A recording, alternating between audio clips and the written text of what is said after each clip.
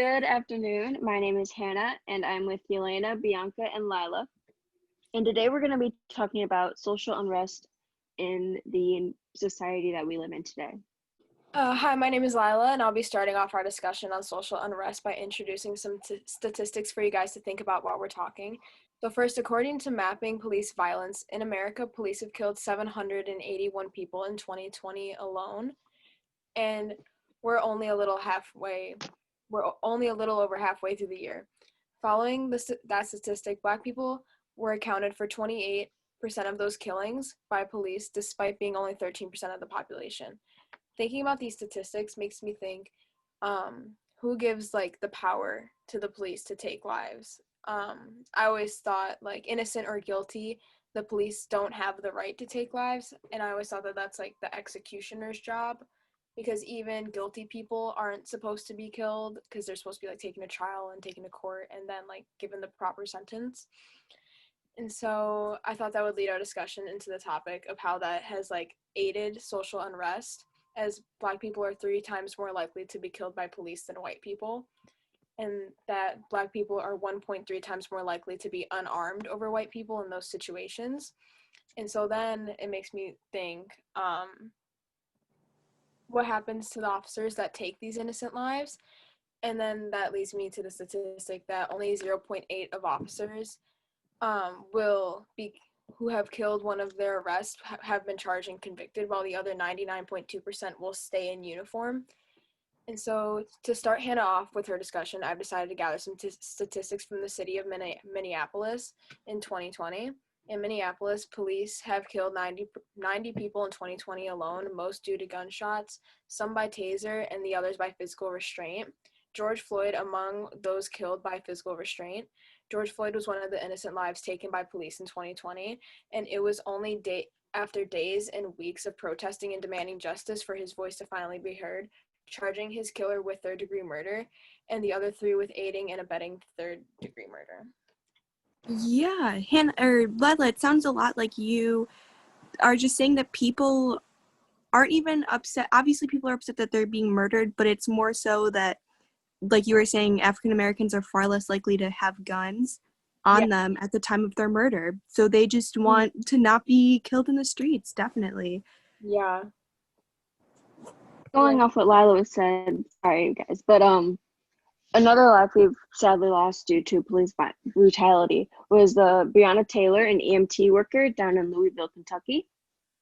On March 13th, I believe 2 or 3 unidentified police officers broke into her and her boyfriend's home, and using his Second Amendment right, her boyfriend had grabbed his legal gun that he had owned. He has his FOID card and everything, and asked the officers to identify themselves, and when they didn't, he shot back because he believed they were intruders. And the police had claimed that they had a no-knock warrant, but either way, that still does not justify them walking into their house in the middle of the night when they're asleep. But in Kenosha, Wisconsin, there was a 17-year-old boy named Kyle Rittenhouse who was walking around openly with a gun, trying to quote-unquote protect the protests that were happening in Kenosha, but ended up killing 2 protesters himself. But there's that weird double standard, because with Breonna Taylor's boyfriend, they were saying he was faulty of trying to murder a police officer when he believed they were intruders. But then Kyle Rittenhouse even was backed up by President Trump, saying that he was using self-defense, even though nobody in Kenosha had tried to harm him. And even yesterday, on the 23rd, there was an update with Breonna Taylor's case that her neighbors were given justice before her and her family were. And it's just that weird double standard, because he was protecting his home, and yet Kyle Rittenhouse, who was actually from Illinois, fired on a peaceful protest, and everyone's saying to free him, and he's receiving so much support and fundraising to set his bail. And Breonna Taylor's neighbors, they were given justice for, I guess, the police disturbed the peace of the neighborhood, and so that's what they were given justice for, by the way. Yeah, people are angry. Lyla and Hannah, I think you did a really good job of establishing just why this contemporary unrest is taking place because people are, again, upset at the fact that they're being murdered in their own home. And a lot of that has caused now protesting. We can see in Minneapolis alone, the state where George Floyd was murdered, shootings there arose by 265%. And that is just one example of how people are, this unrest is festering, and it is coming out in the result of people showing their physical embodiment of this anger in the form of protesting. And again, a lot of this protest stems from fear. And it's fear not just of police and of the system, but fear of the fact that African Americans and other POC are not protected in multiple other ways. Specifically, the fact that COVID has been a big indicator of this. Coronavirus is something that we're all very familiar with, but what we might not be aware of is the fact that it is disproportionately affecting Black communities. An article from the Washington Post dated August 25th had mentioned that African American majority communities, so communities that have a majority of African American citizens living in there, have 3 times the infection rate of any other community and 6 times the death rate. This goes obviously to highlight just how prominent COVID is in those communities. But the reason why is what has people so upset. African Americans are statistically less likely to have private insurance or public insurance, meaning that they don't have access to the same basic health care. Additionally, they consistently get lower quality of care, along with the fact that African Americans are now more than ever concerned about even going into hospitals and getting proper care. The people are aware of the fact that they are being mistreated. As the same Washington Post article references the fact that African Americans are 5 times more likely to report misconduct and harassment in a medical setting. This just goes to show, again, that people are angry. They're being shot in the streets by police, murdered in their own homes like Breonna Taylor, and they're not getting justice. And now, just with their own bodily autonomy, they know that they're not protected by our government or by the systems in place, and that their communities will consistently be more likely to diseases and inequalities. But this isn't a new issue. It's one that has almost been set up through systemic racism, and one that likely won't stop unless we really deal with this at its core issue. Bianca, you, I believe, have some thoughts about this systemic issue. Yeah, and with that, like you said, that this is not a new thing. It didn't just kind of birth within the past couple years. This has been a continuous problem over decades and generations of people, and it just has not been solved. For example, I'm going to take y'all back to 1991. We're going to South LA. And so during this time, you just got to kind of take in the environment that the people were going through. It was extreme poverty during the time, especially in South LA. The community was mainly just people of color, and a lot of crime was happening that they were being over-policed. And so this created hostility just in general. And then one day, a man by the name of Rodney King, he was pulled over by 4 cops. 3 of them are white and then another Hispanic, and he was pulled out of his vehicle, and he was savagely beaten, kicked with batons, and just it was very just gruesome. And he was beaten for about 15 minutes, and someone reported this the whole time, while other just cops were just kind of watching, just being spectators of this whole debacle. And so after that, the Rodney King was left with permanent brain damage and obviously physical ailments that just would heal with time, but mentally it just would get to him eventually. And a year later, after the beating, all 4 of the cops that did beat Rodney King were acquitted and walked free of charges.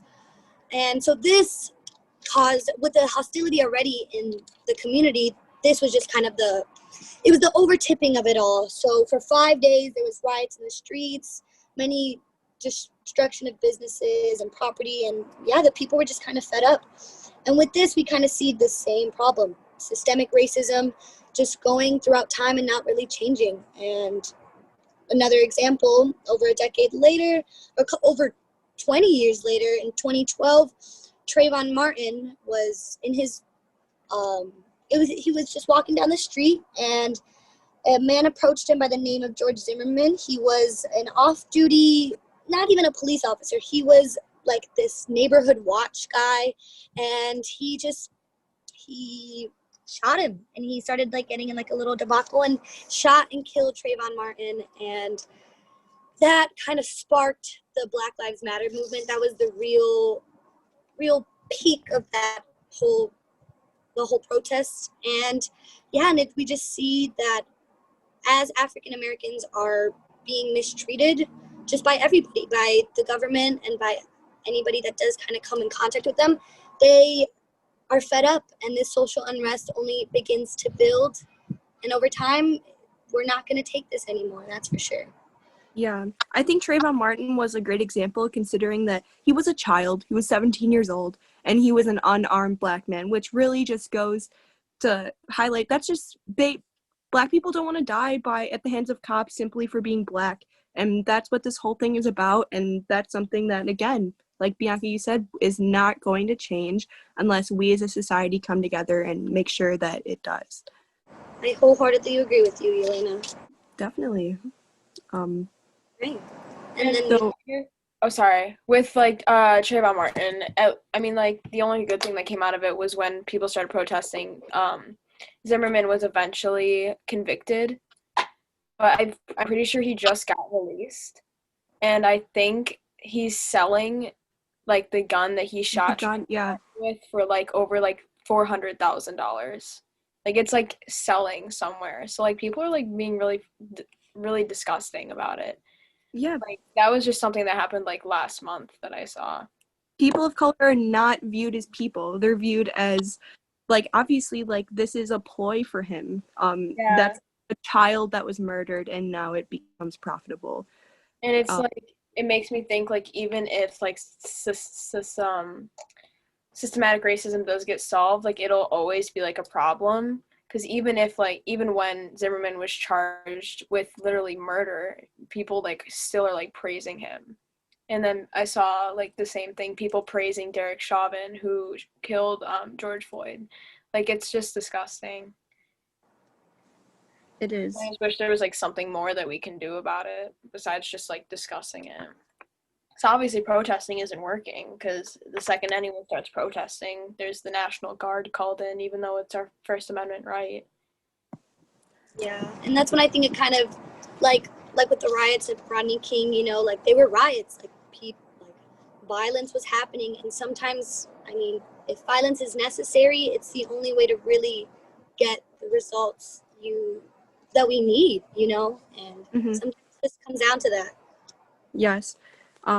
So to wrap it up, social unrest is prevalent right now because we can see these issues. They couldn't be more clear. And these radical inequalities, again, will not change unless we are the voice of change and reason. Hope that everyone has a good day, that we are able to finish up our week nice, and that we keep these statistics and these facts of life in mind.